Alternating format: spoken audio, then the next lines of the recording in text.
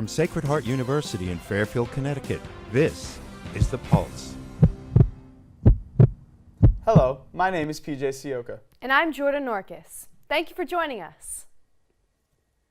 After releasing the personal data of over 80 million users, Facebook has come under fire. Mark Zuckerberg, the founder and CEO of the social media giant, recently testified before Congress about the scandal. With more, here's Phil Zeller. In the age of social media, there is a growing concern of privacy breach among users. And in the recent data release of over 80 million Facebook profiles to Cambridge Analytica, a data mining company, there is an increase in worry about how users' information are stored and what particular risks are out there from using social media sites like Facebook. What happened was that Cambridge Analytica got this data under the guise of using it for educational and research purposes. And then what they did with it was not good. And there's a huge investigation in England now going on. So Facebook is doing their own investigation, but also in the UK about how this data was disseminated, who bought it. The thing that's troublesome is that they knew about this in 2015. And although he's apologizing why they didn't follow up on it, in 2015, that should have been a red flag that was followed up on immediately. The social network is so linked that with very few pieces of data, you can compile quite an extensive profile on somebody. On April 10th, Facebook co-founder Mark Zuckerberg stood before Congress to answer questions based off the Cambridge Analytica scandal. In his testimony, he said that it was my mistake and that he was responsible for what happened. Facebook has a database of over 2 billion users across the globe. The question is, have they lost the trust of the public? The key thing, or one key thing about Zuckerberg's testimony came when he was asked the question about opt-in or opt-out. And one of the senators said to him, "Why don't you just change it?" I forget her exact words. I actually didn't hear it. I just read about it. It said, "We want you to do opt-in," which means that people have to give Facebook permission. Now the way they have it structured is they're taking your data, but they force you to opt out.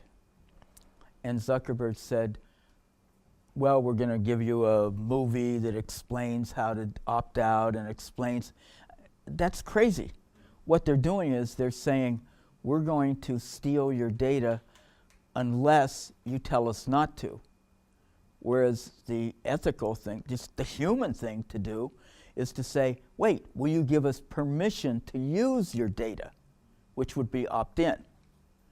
But of course, they don't want to do that because they make money by selling your data, and most likely very few people are going to opt in. So instead they say, we're going to make it difficult for you to opt out, so they just take your data. When engaging on social media sites like Facebook, the information that is posted is there for everyone to see. So as a caution, users should take special care in regards to their personal information. I think one of the main things is when you put information on the web where you know other people are going to see it, it's pretty understood, I feel like, that others are going to be able to look at your information. Now, there's clearly some question as to who now after recent occurrences, recent situations, but you know, obviously on Facebook you have the friends of friends and stuff like that and who can look at it. But the other thing is, if you look at your Facebook, you look on the internet, you also notice these little ads that are popping up out of nowhere. After you look up, say you go on Nike.com, all of a sudden when you go on Facebook, there's an ad for Nike.com or something from Nike on your Facebook.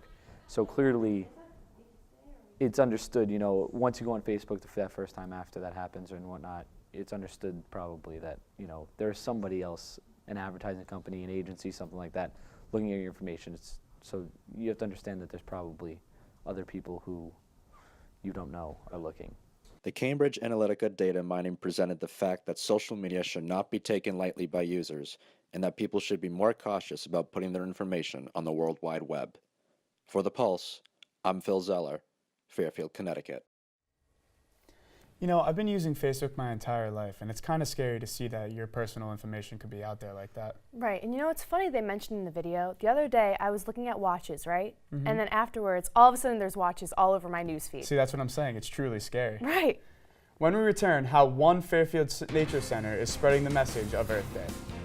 Plus, a look at Kappa Delta's annual event, Caitlin's Shamrock the Runway.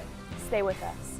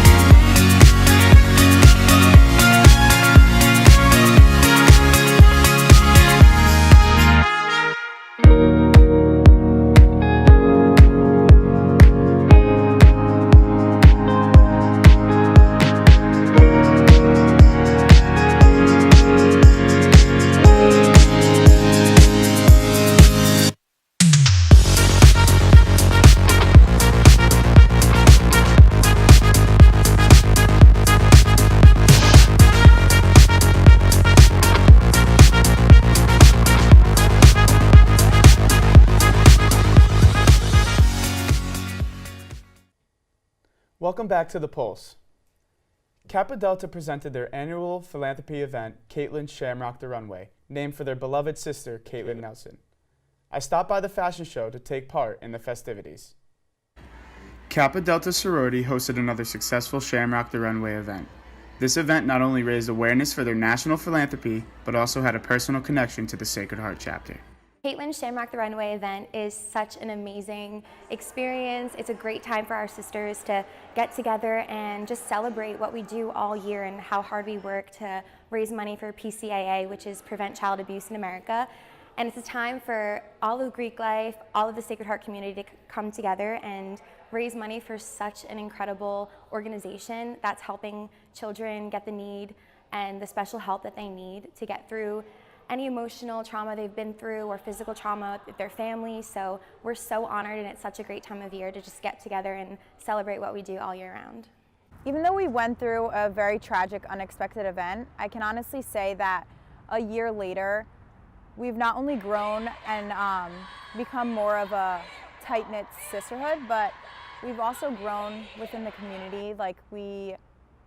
It's inspired us to continue to give back to the community as well as one another. So we started this not program, but this hashtag, so to say, Caitlin Inspires, and it's just a really good way to share acts of kindness and spread love throughout your community.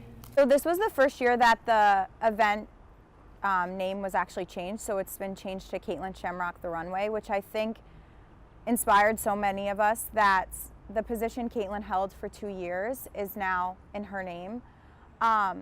We usually have about 60 to 70 models sign up, and we actually had 100 this year. So I think even that in itself was so inspiring that the rest of the Sacred Heart community wanted to get involved and really give back to the same philanthropy that we're giving back to.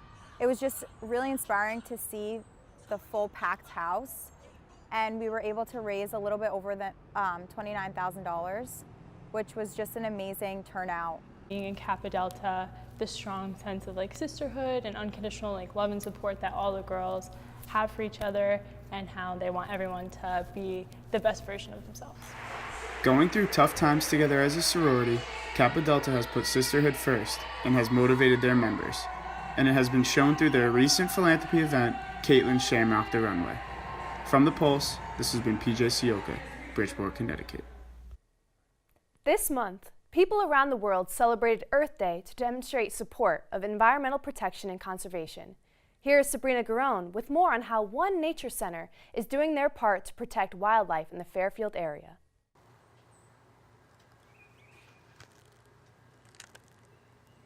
Earth Day is recognized in the United States to promote environmental conservation and wildlife protection. The Connecticut Audubon Society has been doing their part in this effort by preserving bird populations and their habitats across the state. With 19 wildlife sanctuaries, including one here in Fairfield, the Society hopes to educate the public about the importance of conservation. Well, Earth Day is a highlight of our year because first Earth Day back in '72 was when the environmental awareness movement really took off. And so we saw a surge in interest and activity and public participation in conservation. So Earth Day was a big, and still is a big deal for us. We are the stewards of the environment, so if we don't start taking care of it, nobody else is going to. So, and the younger generation is the ones that we have to educate to be able to allow them to be able to do it and know why they need to do it and why it's important. Birds and their habitats are excellent proxies for the condition of the environment. If the birds are healthy, the environment is healthy. Everybody should care about birds because people come to Connecticut because they like the landscapes, you know, the mountains, the fields, the meadows, the woods, the forests, the streams and the sound. Those are all bird habitats. And so by monitoring those birds, we can tell how healthy our habitats are. In addition to their education and conservation efforts, the Connecticut Audubon Society is also home to many rescue animals. I work with the birds of prey, the owls, the hawks, the falcons, as well as the ones in this room, which are the bearded dragons. Our turtles, we have native species as well as non-native species here. The birds of prey, most of them are injured in some form, so they can't survive in the wild on their own, and they get trained and become education animals. While Earth Day comes once a year, its principles are what drive the Society all year long. The importance of conservation is because it supports biodiversity and supports our quality of life. You know, the more abundant the animals and birds and nature that we have around us, the healthier our environment is, which relates to obviously the human health and the quality of life. So that's the real reason right there. For The Pulse, Sabrina Garone, Fairfield, Connecticut. You know, PJ, after watching that story, it made me think that I probably don't do enough for our planet. I couldn't agree more. Us being college students, I feel like it's very important to give back to the environment. Right. When we return, what you may have missed in world news. Plus, how does the senior class feel about graduating? Stay with us. There are so many opportunities in the field for jobs, but also so many ways to learn. And we do have so many programs, from certificates which would just be a few courses, to minors, to majors, to graduate degrees.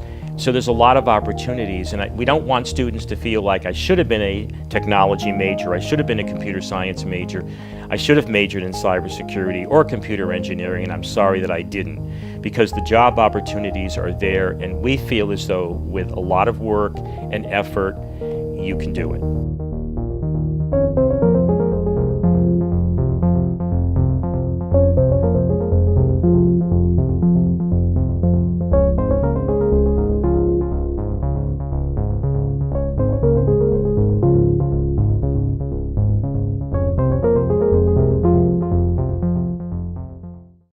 Welcome back to The Pulse. Have you been paying attention to world news lately? Here's Brendan Capuano and Sabrina Garone to fill you in on what you may have missed. Hi, welcome to your Word News Update, your favorite news recap brought to you by a typo. I'm Brendan Capuano. And I'm Sabrina Garone. Here's what you may have missed in world news. On April 14th, armed forces from the US, the UK, and France fired missiles on what were believed to be chemical weapon factories in Syria. These airstrikes were caused as a direct result from reports from April 7th that Syrian President Bashar Assad's military used poison gas on Syrian civilians. 40 people are thought to have died due to what was thought to be chlorine gas. Syria denied the attacks took place as well, as did its longtime ally Russia. The Organization for the Prohibition of Chemical Weapons has arrived in Syria to conduct an investigation. Vladimir Putin said that if Syria were to be attacked again, it will inevitably entail chaos in international relations. In less horrifying news, the Boston Marathon was this past Monday. Desiree Linden became the first American woman to win the marathon since 1985. Chilly weather and 10-mile-an-hour winds didn't stop Linden from running wicked fast. I can't do a Boston accent. She finished the race in 2 hours, 39 minutes, and 54 seconds. Casual. This was the 5th anniversary since the Boston Marathon bombings. At 2:49, a moment of silence was held to commemorate that day. Hashtag Boston Strong. Lastly, the Pulitzer Prize winners were just announced. The Pulitzer Organization awards achievements in American journalism, literature, or music. This year, there were 2,400 submissions across 21 categories. Highlights include the New York Times for their reporting on Harvey Weinstein, which inspired survivors of sexual assault to come forward and share their stories.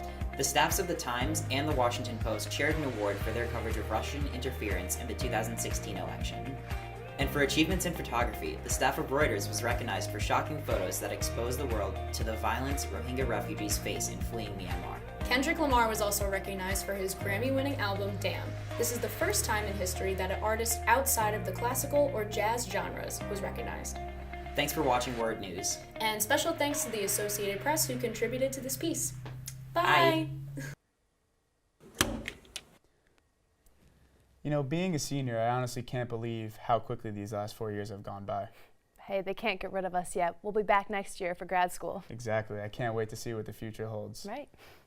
And with that, we conclude our final episode of The Pulse this year. On behalf of the whole team here at The Pulse, thank you for all of your support. Congratulations to the class of 2018, and have a great summer. I'm Jordan Orkis. And I'm PJ Sioko. We'll see you on the next semester of The Pulse.